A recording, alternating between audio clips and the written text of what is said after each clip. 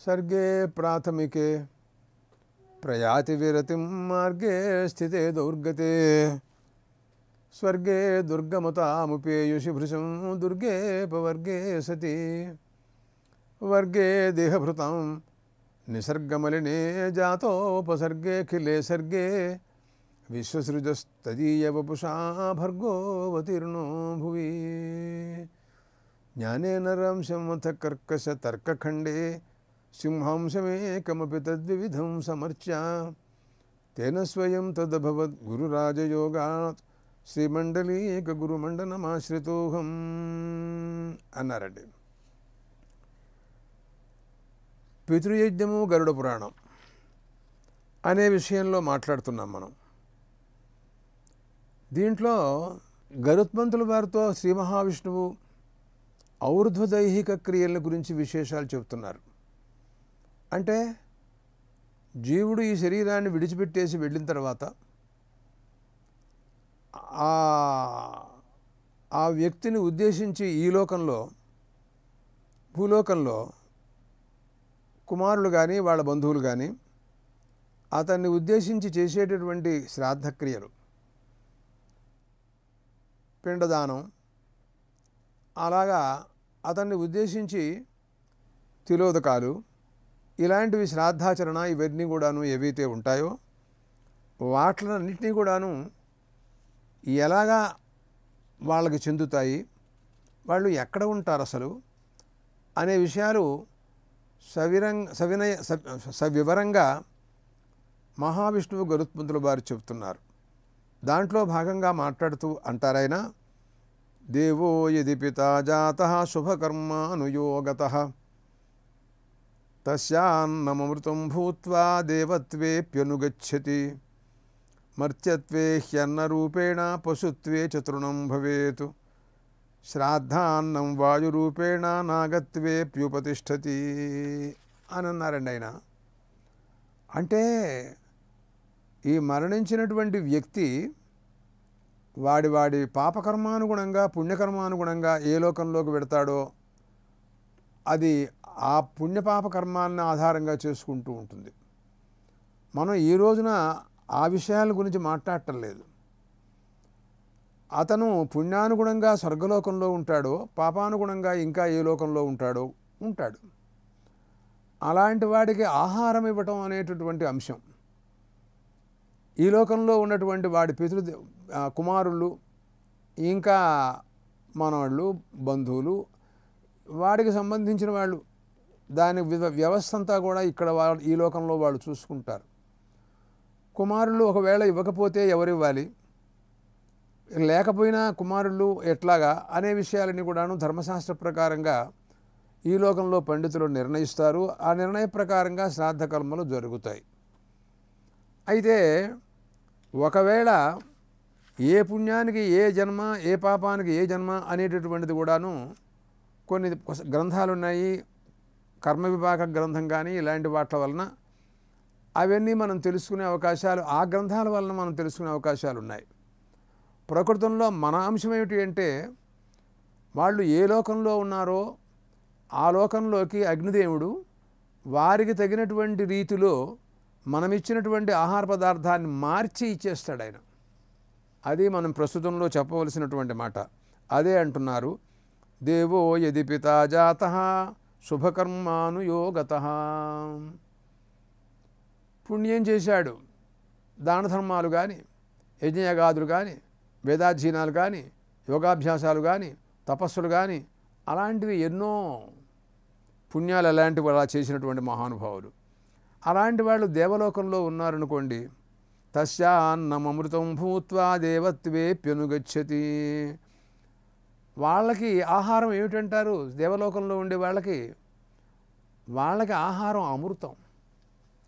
మనం ఇక్కడ ఈ రోజున శ్రాద్ధకాలంలో అగ్నోకరణం, బ్రాహ్మణ భోజనం మొదలైనవన్నీ మనం ఇక్కడ ఆచరిస్తున్నాం. దాంట్లో మన రీతిలో మన విధాన ప్రకారంగా మనం ఆహారం ఇస్తున్నాం బ్రాహ్మడికి.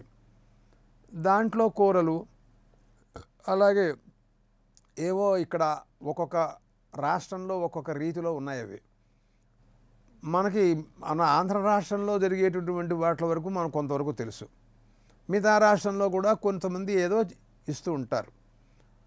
అలాంటివన్నీ కూడాను ఇక్కడ బ్రాహ్మణులు ఏ రకంగా భోజనం చేస్తారో అవన్నీ మనం పెడుతున్నాం. కానీ వాళ్ళు మాత్రం ఇక్కడ ఇచ్చినటువంటి మనం ఈ కూరలు పచ్చళ్ళు ఇవన్నీ వాళ్ళు అవి తినరు. అక్కడ దేవతాలోకంలో ఉన్న వాళ్ళకి అమృతం కావాలి అంటే ఇక్కడ వీళ్ళకి మనం పెట్టినటువంటివి అగ్నిలో హోమం చేసినటువంటివన్నీ కూడాను ఆ అగ్నిదేవుడు ఆ మంత్రశక్తి మంత్రపురస్సరంగా చెబుతున్నాం కదా. ఇందాక కూడా ఒక మంత్రం చెప్పుకున్నాం. వహవపాంజాత వేద పితృభ్యో యత్రైతానువేత్థ నిహితాన్ పరాకే మేధసఃకూల్యా ఉపతాన్ క్షరంతు సచ్చా ఏతా ఆశిషస్సంతు కామై స్వాహా అని అనుకున్నాం కదా. ఆ రకంగా ఈ మంత్ర ప్రభావం చేత అగ్ని యొక్క అనుగ్రహం చేత ఈ ఆహారం మనం ఇచ్చినటువంటి ఆహారం బ్రాహ్మణులకు పెట్టినటువంటిది అగ్నిలో హోమం చేసినటువంటిది ఇవి వాళ్ళకి అమృత రూపంగా మారిపోయి అక్కడికి వెళ్ళి వాళ్ళకి అమృత రూపంగా అందిస్తుంది అన్నమాట. దానికి అర్థం అది. అంతేగాని ఇక్కడ వీళ్ళు తిన్న పదార్థమే అక్కడికి వాళ్ళకి పెడుతుందని అర్థం కాదు. ఒకటి మర్త్యత్వం అన్న రూపేణ ఒకవేళ ఇక్కడ మరణించినటువంటి జీవుడు తర్వాత మళ్ళీ మానవలోకంలోనే పుట్టి మరో రాష్ట్రంలో ఉండొచ్చు, మన రాష్ట్రంలోనే ఉండొచ్చు, అతను ఎవరో తెలియదు కదా. కొన్ని కథలు చెబుతూ ఉంటారు. వాళ్ళకి కొంత గుర్తు ఉంటుందని ఆ ప్రాంతంలో వాళ్ళు తిరిగినట్టుగా చెబుతూ ఉంటారని కొన్ని గ్రంథాల్లో అక్కడక్కడ మేము చదువుతూ వింటూ ఉంటాం.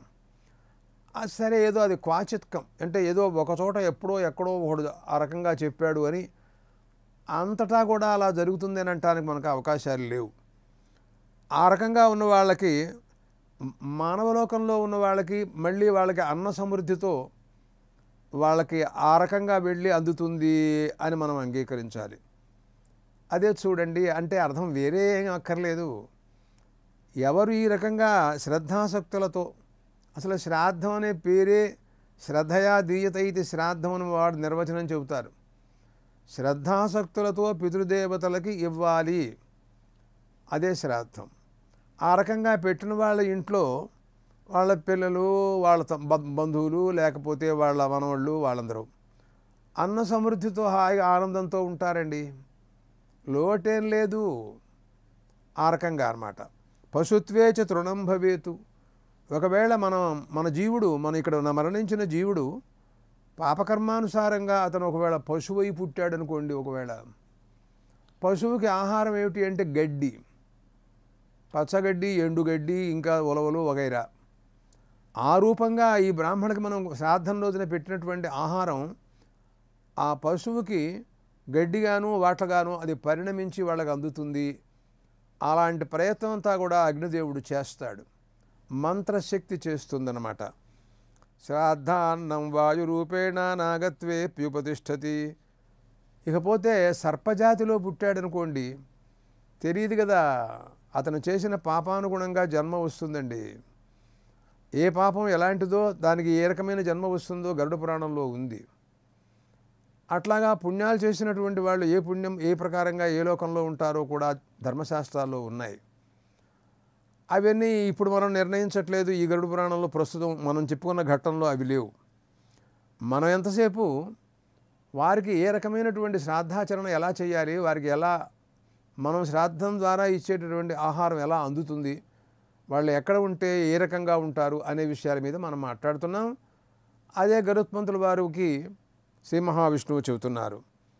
పాము రూపంగా జన్మించాడు అనుకోండి, సర్ప జన్మ, అది చాలా పాపిష్టమైనటువంటి జన్మ. అది క్రోధాత్మకంగా ఉంటుంది ఎప్పుడు కూడా, మహాకోపిష్టిది. చూస్తేనే మనుషుల్ని కాటేయటానికి సిద్ధంగా ఉంటుందన్నమాట. దానికి ఆహారం ఏమిటంటే గాయలే. ఇక్కడ మనం బ్రాహ్మణులకు భోజనం పెట్టినటువంటిది ఆహారం అది వాయు రూపంతో పరిణమించి ఆ పాము అంశంతో ఉన్నటువంటి పాము రూపంలో ఉన్నటువంటి తండ్రికి అక్కడ అందుతుంది అని మనం అంగీకరించాలి. ఒకవేళ గంధర్వలోకంలో గంధర్వుడుగా పుట్టాడనుకోండి, ఒకవేళ అటువంటి పరిస్థితుల్లో అక్కడికి వాళ్ళు గంధర్వులు ఎక్కువగా గానామృతాన్ని ఆస్వాదిస్తూ ఉంటారు.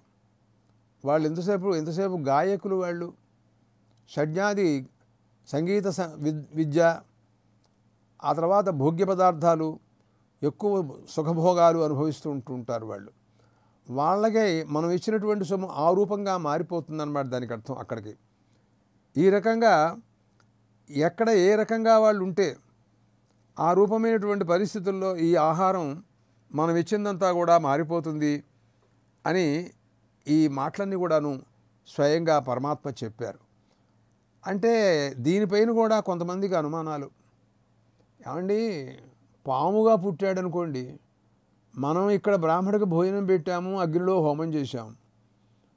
ఇవి ఆ పాముకి ఆహారం వాయువుగా ఇదంతా మారిపోతుందా అని అనుమానం. మనకు అన్ని అనుమానాలే కదా. అంటే నమ్మకపోవటం అనేటటువంటిది ఒక మనస్సులోకి స్థిరంగా పెట్టుకున్నప్పుడు అనుమానాలు ఎక్కువ అవుతూ ఉంటాయి. విశ్వాసం ఉంది పెట్టుకున్నాం అనుకోండి, చెప్పింది మనం నమ్ముతూ ఉంటాం, అంగీకరిస్తాము. అందువలన ముందు మొట్టమొదట్లో మనం చేయవలసింది ఏంటంటే విశ్వాసం అనేటటువంటిది చాలా అవసరం.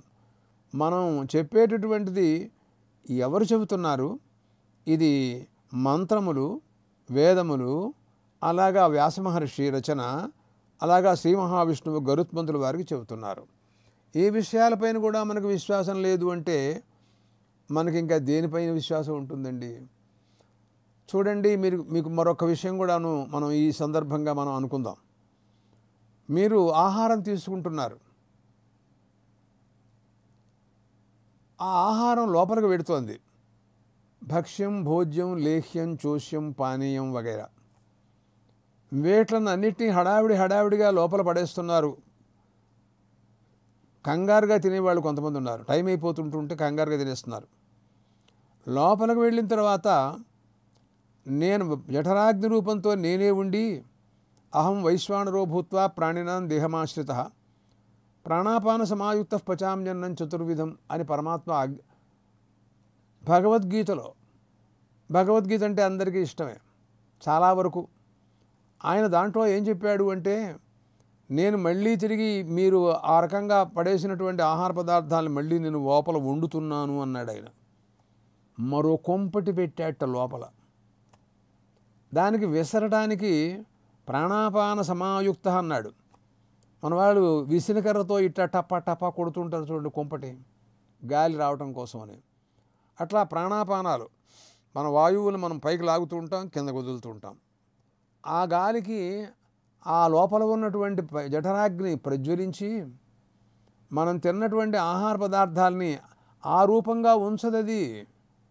వాటిని అన్నిటినీ కూడాను ఆహార పదార్థాలని మార్చేసేసి రక్తరూపంగా, రక్తం, మాంసం, భూమికలు, వప, వీర్యం, శుక్రం వగైరా ఇలా అష్టధాతువులు, శరీరంలో ఏ ఏ ధాతువులు ఉన్నాయో ఆ రూపంగా మార్చేస్తుందిటండి. ఆయన మార్చేస్తాడు లోపల కూర్చుని.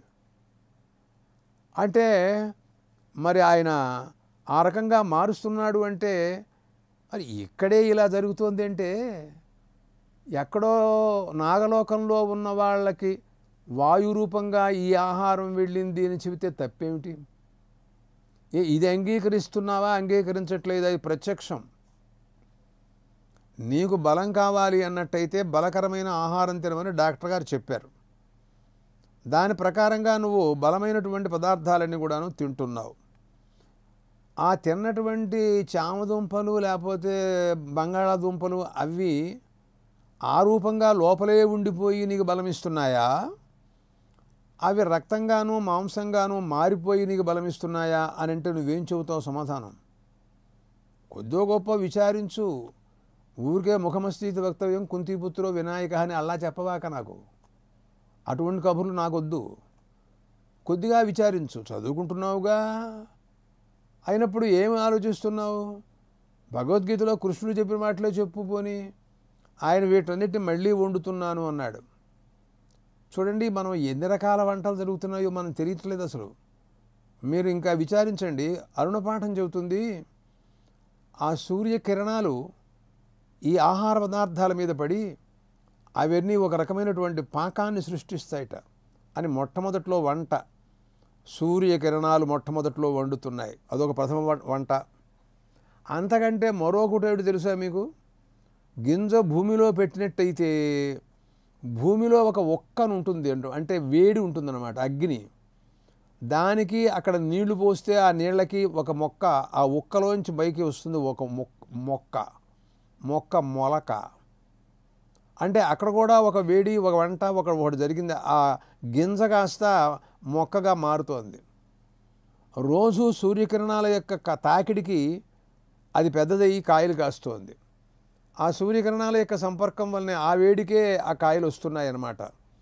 వాటను కోసుకొచ్చి మీరు మళ్ళీ పొయ్యి దగ్గర మళ్ళీ కుంపటి మీదో లేకపోతే గ్యాస్ పొయ్యి మీదో మళ్ళీ ముక్కలు చేసి వండుతున్నారు. ఇంకో 2, 3 వంట ఇది.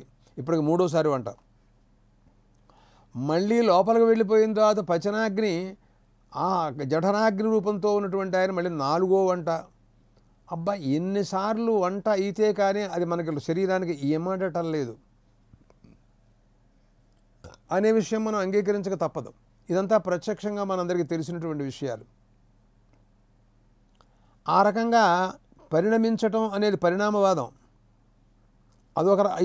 ఇదో వాదం ఇక్కడ అంగీకరించవచ్చు మనం. వేదాంతంలో ఒకవేళ వివర్తవాదం చెబుతున్న వేదాంతులు ఈ పరిణామవాదాన్ని మనం ఆధారంగా చేసుకుని మనం తిన్నటువంటి కాకరకాయ కూర, పనస పొట్టు, వంకాయ కూర, వీటిని అన్నిటిని కూడాను ఆయన మార్చేసేసి రక్తంగా, మాంసంగాను, మజ్జగాను, మేధస్సుగాను, వీర్యంగాను, శుక్రంగాను, అలా శోణితంగాను అలా మార్చేస్తున్నాడు ఆయన. వీటిలన్నిటినీ ఈ అగ్నిదేవుడు అసలు అగ్నే చేస్తున్నాడండి. ఇవన్నీ కూడాను వీటిలన్నిటినీ అక్కడ కూర్చుని ఆయన చేస్తున్నట్టుగా మనం అంగీకరిస్తున్నప్పుడు, ఇక్కడ కూడా మనం హోమం చేస్తే, బ్రాహ్మణ హృదయంలో మనం వేస్తే వారి లోపల ఉన్నటువంటి వైశ్వానరాగ్ని, అక్కడ కూడా ఒక వైశ్వానరాగ్ని ఉన్నాడు. లేకపోతే ప్రత్యక్షంగా మనం హోమం చేస్తున్నాము ఎదుటుగా, అక్కడ అగ్నిదేవుడు ఉన్నాడు, భౌతికాగ్ని ఉంది అక్కడ. అవి ఈయన మార్చేసేసి ఆ లోకంలో ఏ లోకంలో తండ్రి ఉన్నట్టయితే నాగలోకంలో ఉంటే వాయురూపంగా ఆ అన్నాన్ని, మనం ఇక్కడ తిన్న ఆహారాన్ని అక్కడికి వాయురూపంగా పంపించేస్తున్నాడు. పశువుగా మనం జన్మించి ఉన్నాడు అనుకోండి మన తండ్రి, అక్కడ గడ్డి రూపంగా అక్కడికి ఆయన్ని పంపించేస్తున్నాడు. ఆ పశువులు ఏం తింటాయో ఆహారం ఆ రకమైనటువంటి ఆహారంగా పంపించేస్తున్నాడు. ఇట్లా పరిణామవాదం అంటారు దీని పేరు. ఇలా పరిణమించడం అనేటటువంటిది ప్రత్యక్షంగా మన శరీరంలోనే మనం చూస్తూనే ఉన్నాం కదా. మనం తిన్నటువంటి ఆహారాన్ని జఠరాగ్ని లోపల ఉండి పరిణామం ఈ రకంగా మార్పు చేసి రక్తం, మాంస, శోణిత, మజ్జ, మేధస్సు మొదలైన స్వరూపంతో మార్చక, పరిణామం చెందించక, ఉన్నది ఉన్నట్టుగానే తిన్నది తిన్నట్టుగానే అలాగే ఉందనుకోండి. మధ్యాహ్నం 12 గంటలప్పుడు మనవాడు తిన్నాడు, రాత్రి కూడా 12 గంటలకు కూడా అట్టగే ఉంది. తినరా అంటే నాకు ఆకలి లేదంటున్నాడు. 5-6 రోజుల దాకా తింటలేదు. ఏమిటి అంటే ఇది అరగలేదు. అంటే లోపల జఠరాగ్ని అసలు దాన్ని వండలేదు ఆయనకు ఒంటూ బావుళ్ళకి సెలవు పెట్టాడో ఏమిటో తెలియదు మనకి. ఆయన సెలవు పెట్టాడంటే మనవాడికి కూడా సెలవేహ, ఇంతే సెలవులు, వెళ్ళిపోవడమే వీడు కూడా. కాబట్టి వాళ్ళకి సెలవులు లేకుండా అంత పని చేస్తున్నారే వాళ్ళు. పరిణామవాదం ఆ రకంగా పరిణామం చెందుతోంది. ఈ రకంగా కూడా ఆ పరిణామం చెందుతుందన్నమాట. గంధర్వలోకంలోకి గానరూపంగాను, భోగ్య వస్తువులుగాను ఇక్కడ ఇచ్చినటువంటి పదార్థాలు అక్కడికి మారిపోతాయి. ఆ రకంగానండి. దానికి మరొక మాట మాట్లాడుతూ ఆయన ఏమన్నారంటే, పైతృకం, షడంగం అనే విషయాన్ని చెప్పారు. గరుత్మంతుడు వారితో మాట్లాడుతూ శ్రీ మహావిష్ణువు, ఏమోయ్ గరుడా, అగ్నౌ కృతేన దేవస్థాః స్వర్గస్థా విప్రభోజనాత్ యమస్థాః పిండదానేన విగిరాన్ నరకస్థితాః దక్షిణాన్ మర్త్యలోకస్థాః అసురా భూరిభోజనాత్ పితరస్తృప్తిమాయాంతి షడంగం పైతృకం స్మృతం అన్నాడండి. పితృదేవతల్ని అర్చించేటటువంటి విధానాలలో 6 రకములైనటువంటి విధానాలు ఉన్నాయండి. ఇవన్నీ కూడా మనం చేయవలసిందే. ఏమిటి తెలుసా అండి? అగ్నిలో హోమం, బ్రాహ్మణులకు భోజనం, పిండదానం, వికిరపిండమని చిన్న పిండంతో ఇస్తారు అది.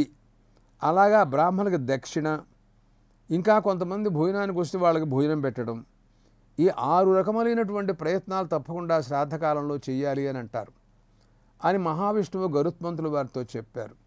గరుడ పురాణం చెబుతోంది ఈ మాటలు, మనం సొంతంగా మాట్లాడే మాటలు కావు. అందువలన అటువంటి దాని చేత ఈ రకమైనటువంటివన్నీ కూడాను తప్పనిసరిగా మనకి అంగీకరించాలి, కానీ మనం కాదంటానికి అవకాశాలు లేవు. చూడండి, అగ్నోకృతేన దేవస్థాన, అగ్నిలో హోమం చేస్తున్నాం. ఆ హోమ ప్రభావం చేత దేవలోకంలో, స్వర్గలోకంలో దేవతారూపంతో ఉన్నటువంటి తండ్రి గారికి అక్కడికి వెళ్ళి ఆ ఆహారం అమృత రూపంగా వెళ్ళిపోతుంది అన్నమాట. దానికి అర్థం అగ్నిలో హోమం చేయటం ఆ అంశం ఎందుకు అని అన్నట్లయితే, స్వర్గలోకంలో తండ్రి ఒకవేళ ఉన్నట్లయితే ఆయనకి ఆహారం అందించడం ఈత ద్వారా, అగ్ని ద్వారా జరగవలసింది అనే నిర్ణయాన్ని శ్రీ మహావిష్ణువు చెప్పారు. మనం కాదంటానికి లేదు. స్వర్గస్థ విప్రభోజనాత్ అన్నారండి. స్వర్గంలో ఇంకా దేవతలే కాక ఇంకా వసురుద్రాదిత్య రూపులు, అసలు పితృదేవతలు వసుగణము, రుద్రగణము, ఆదిత్యగణం అని 3 రకాల గణాలు ఉంటాయి అని వాళ్ళు ఎప్పటి నుంచో ఉన్నారు. వాళ్ళు ఇవాళ కొత్తగా వెళ్ళడం కాదండి. అంటే ఇప్పుడు తర్వాత కొంతమంది జాయిన్ అవుతుంటుంటారు అక్కడికి. అంటే ఏమిటి, కొంతమంది తపఃప్రభావం చేత స్వర్గలోకంలోకి వెళ్ళేవాళ్ళు, కొంతమంది కర్మానుష్ఠాన ప్రభావం చేత స్వర్గలోకంలోకి వెళ్ళేవాళ్ళు, యోగ ప్రభావం చేత కొంతమంది వెళ్ళేవాళ్ళు, దాన ధర్మాల చేత కొంతమంది వెళ్ళేవాళ్ళు, ఇలా రకరకాలుగా వెళ్ళేవాళ్ళు అందరూ ఉన్నారు. కానీ అసలు ఎప్పటి నుంచో సృష్ట్యాది నుంచి ఉన్నటువంటి కొంతమంది పితృదేవతలు చిరకాలంగా ఉన్నారు. ఒక మహానగరం ఉందనుకోండి, ఆ నగరంలోకి ఎప్పటి నుంచో ఆ ఊరు పుట్టినప్పటి నుంచి అక్కడ ఉండేవాళ్ళు కొంతమంది ఉంటారు. తర్వాత కొంతమంది పల్లెటూళ్ళ నుంచి చేరి ఆ ఊళ్ళో కాపురాలు పెట్టుకుని, మకాం పెట్టుకుని అక్కడ ఉండేవాళ్ళు కొంతమంది ఉంటారు. వీళ్ళకి పోట్లాట. అసలు వాళ్ళం మేమేను, మీరు తర్వాత వలస వచ్చారు మీరు అని వీళ్ళని తేలిగ్గా వాళ్ళు చూడటం, వీళ్ళు కొట్టుకోవడం, పోట్లాటలు, పోలీస్ స్టేషన్లు, ఇవన్నీ మనకు తెలుసు.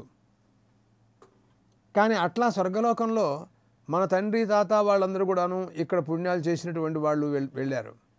కానీ అక్కడ కొంతమంది చిరస్థాయిగా మొదటి నుంచి ఉన్నటువంటి వసురుద్ర ఆదిత్యులు అంటారు వాళ్ళని, అక్కడ వాళ్ళు ఉన్నారండి. ఇక్కడ బ్రాహ్మణ భోజనం వలన వాళ్ళందరూ కూడా తృప్తి చెందుతారట. ఆ రూపంలో ఉన్నట్టయితే మన తండ్రి ఒకవేళ వాళ్ళ మధ్యలోకి వెళ్ళాడనుకోండి, అలాగా యమస్థా పిండదానేన, పిండదానం వలన ఎవరికి ఎక్కడ ఉన్నటువంటి పితృదేవతలకి సంతోషం కలుగుతుందండి అని అడిగితే యమలోకంలో ఉంటారండి. యమధర్మరాజు గారి లోకం చాలా విచిత్రమైనటువంటి లోకం అది. దాని గురించినటువంటి వర్ణన గరుడ పురాణంలో చాలా అనేక అధ్యాయాలు ఉంది. దాంట్లో దక్షిణ దిక్కు అసలు అది ఒక పెద్ద లోకంగా ఉంటుందండి. అది దానికి ద్వారాలు 4 ఉంటాయి. దాంట్లో తూర్పు, పశ్చిమం, ఉత్తరం, ఆ ద్వారాల ద్వారా పుణ్యపురుషులందరూ పెడతారు. ఆ సభలు వేరుగా ఉంటాయి. అందరూ మహాత్ములందరూ అక్కడ ఉంటుంటారు. దక్షిణ దిక్కుగా వెళ్ళేటటువంటి ద్వారం మరొకటి ఉందండి. అది కేవలం పాపులు వెళ్ళడం కోసమే తెరిచి ఉంటుంది ఎప్పుడూ కూడాను. అక్కడికి వెళ్ళి చూసుకో, వాళ్ళ పరిస్థితులు వర్ణనాతీతం. అక్కడ అది అలా ఉంచండి, ఆ సందర్భం వచ్చినప్పుడు అవి మాట్లాడచ్చు మనం. అక్కడ ఉన్న వాళ్ళకి తృప్తి కలగాలి అంటే పిండదానం, ఇక్కడ పిండం ఇస్తే అక్కడ ఉన్నటువంటి వాళ్ళకి తృప్తి కలుగుతుంది.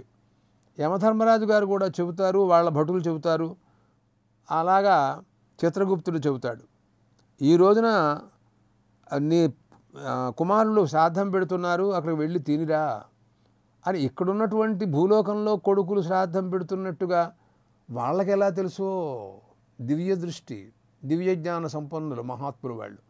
వీళ్ళని పంపిస్తారని వీళ్ళ పక్కనే తిరుగుతూ ఉంటారటండి. మనం అనుకుంటాము ఎవరు లేరనుకుంటాం, పాపం వాళ్ళు ఈ బ్రాహ్మణ పక్కనే వచ్చి సూక్ష్మరూపంతో, వాయురూపంతో వచ్చి కూర్చుంటారట. వాళ్ళు చూస్తూ ఉంటూ ఉంటారు. కొంతమందికి చూస్తే ఆనందం అండి, కొన్ని వింటే ఆనందం. సినిమా ఉంది, మన వాళ్ళు సినిమా చూసేస్తూ ఉంటారు రాత్రిళ్ళు.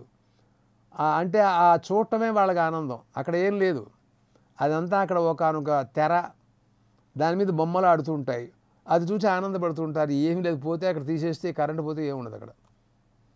అలాగా వినటం ఆనందం. సంగీత కచేరి ఓ తలకాయలు అలా ఊపేస్తుంటూ ఉంటారు. ఏమిటంటే వింటే ఆనందం, అది శ్రావణానందం అంటారు. అలాగే రాసనానందం, తింటే ఆనందం, ఇలాంటి రకరకాలుగా ఉన్నాయన్నమాట. అందువలన ఈ రకమైనటువంటిది యమస్థా పిండదానేన అక్కడ వాళ్ళని పంపిస్తారట, వాళ్ళు వస్తారట. తర్వాత వికిరాతు నరకస్థిత, వికిరపిండం అని పెడతారు. దానివలన నరకలోకంలో ఉండేటువంటి పితృదేవతలు సంతోషిస్తారట, వాళ్ళకి తృప్తి కలుగుతుందన్నమాట. దక్షిణా మర్చలోకస్థాహ, దక్షిణాదానం, బ్రాహ్మణులకు దక్షిణ ఇవ్వటం అనేటటువంటి ఒక అంశం ఉంది. దానివలన మానవలోకంలోనే ఒకవేళ తండ్రి పుట్టి ఉన్నాడు అనుకోండి, ఆయన చాలా సంతోషిస్తాడు. నా కుమారుడు బ్రాహ్మణులకి దక్షిణ ఇచ్చాడు, దానివల్ల నాకు చాలా ఆనందంగా ఉంది అని సంతోషిస్తాడు. దానివలన వాళ్ళకి ఆనందం కలుగుతుంది. రాక్షస లోకంలో పుట్టాడనుకోండి తండ్రి, ఒకవేళ చచ్చిపోయి, వాళ్ళకి భూరి భోజనాత్తు, కొంతమంది ఆ సమయంలో ఆ రోజున కొంతమంది బయట వాళ్ళని కూడా భోజనానికి పిలుస్తారు. వాళ్ళు భోజనం చేయటం చేత రాక్షస లోకంలో పుట్టినటువంటి తండ్రికి సంతోషం కలుగుతుందన్నమాట. పితర తృప్తిమాయాంతి షడంగం పైతృకం స్మృతం. పితృదేవత పితృకార్యం ఉందే 6 విధానాలుగా ఉంది అని ఇదంతా కూడా గరుత్మంతుల వారికి మహావిష్ణువు చెప్పినటువంటి ఉపదేశం అన్నమాట. తర్వాత మనవాళ్ళు కూడా ఇక్కడ చెబుతారు, యమాయాంగిరసుతే పితృమతే స్వధా నమః అని యముడికి వాళ్ళందరికీ కూడా స్వధారూపంతో ఇవ్వాలి. స్వాహారకార శబ్దం చెప్పి ఇచ్చినట్లయితే దేవతలకు సంతృప్తి కలుగుతుందని, దేవతలకి ఆవిర్భాగాలు ఇవ్వవలసి వచ్చినప్పుడు స్వాహ అనే పదంతో ఉచ్చరించి ఇవ్వాలన్నమాట. అదే పితృదేవతలని ఉద్దేశించి ఇచ్చేటప్పుడు స్వధా అనే శబ్దాన్ని ఉచ్చరించి ఇవ్వాలి అని ఈ రకమైనటువంటి నిర్ణయాలన్నీ కూడాను చెబుతారు. అందుకోసమనే శ్రాద్ధకాలంలో చూడండి, ఏనగ్నిదగ్ధా దేవా జాతా కులేబమా భూమౌ దత్తేన పిండేన తృప్తాయాంతు పరాంగతిం అగ్నిదగ్ధేభ్యః అనగ్నిదగ్ధేభ్యః అస్మత్కుల ప్రసూతమృతేభ్యః అయం వికిరపిండ స్వధా నమః అగ్నిదగ్ధాః అనగ్నిదగ్ధాశ్చ మార్జయంతాం ఏతద్వస్తిలోదకం అని అంటారండి. అంటే పోయిన వాళ్ళు ఏ రకంగా పోయినారో కూడా మనకు తెలియదు. నదిలో నీళ్లలో కొట్టుకుపోయి పోయిన వాళ్ళు ఒకప్పుడు ఉండొచ్చు. ఆ మధ్యకాలంలో మీరు మరీ ఈ మధ్యన హిమాలయాల్లోకి వెళ్ళిపోతున్నామని, ఇంకా పైకి పెడుతున్నామని, అలా సాహసం అన్నమాట. అంటే వాళ్ళకి జీవితం మీద ఆశపోయింది. వాళ్ళకి ఉంటే ఉంటాం, పోతే పోతాం. ఇప్పుడు ఇదొక సిద్ధాంతం కొత్తగా వచ్చింది. అంటే జీవించి ఉండాలి, జీవనం ఉన్నంతకాలం ధర్మాచరణ చేయడానికి అవకాశం ఉంటుంది అని శాస్త్రాలు కనపడుతున్నాయి. జీవితాన్ని ఎప్పుడు అలా తేలిగ్గా వదులుకోకూడదు, తప్పు. కానీ మూర్ఖతనం అంటారు దీన్ని. ఇది మూర్ఖవాదం అని దీనికి పేరు. అంచేత ఆ రకంగా కొంతమంది వెళ్ళి అమాంతంగా గంగ ఎక్కడి నుంచో కొట్టుకొచ్చేస్తుంది అంటూ అందరికీ చచ్చిపోతున్నారు. 100 సంవత్సరం అలా జరిగింది. మళ్ళీ ఈ సంవత్సరం కూడా జనాలు ఇలా వెళ్తూనే ఉన్నారు. అంటే వాళ్ళకి ఏమిటో చెప్పలేని, నాకు కూడా తెలియదు అలాంటి వాడు అనమాట. కాబట్టి అలాంటి వాళ్ళు అగ్నిదగ్ధులు అనగ్నిదగ్ధులు, అరణ్యాల్లో కారు చిచ్చుకి ఆహుతి అయిపోయినటువంటి వాళ్ళు, ఇలాంటి వాళ్ళందరూ ఉంటారు. వాళ్ళకి సంస్కారాలు కూడా తెలియవు, ఎవరు కూడా తెలిసినవాడు కూడా చేసేవాడు ఉండరు. అలాంటి వారందరికీ కూడాను నేను ఇచ్చేటటువంటి ఈ వికిర అన్నం, ఈ పిండం వాళ్ళందరికీ చెందుగాక, వాళ్ళకి ఆహారం అవుగాక, వాళ్ళందరికీ నీళ్లు ఇస్తున్నాను నేను, తృప్తి చెందుగాక అని తిలోదకం అండి. ఆ తిలలు ఉన్నాయి చూసారా, వాటిని ఇచ్చినట్టయితే వాళ్ళు తప్పకుండా తృప్తి చెందుతారనే విషయాన్ని గరుత్మంతుల వారికి శ్రీ మహావిష్ణువు చెప్పినటువంటి ఉపదేశాలలో పితృదేవతలు ఎక్కడెక్కడ ఉంటారో వాళ్ళకి ఇక్కడ ఇచ్చేటటువంటి ఆహారం ఏ రకంగా పరిణమిస్తుందో చెందుతుందో దాని గురించిన విషయాలు చెప్పారు. ఇంకా కొన్ని విషయాలు మాట్లాడాల్సి ఉంటాం, మనం మాట్లాడదాం.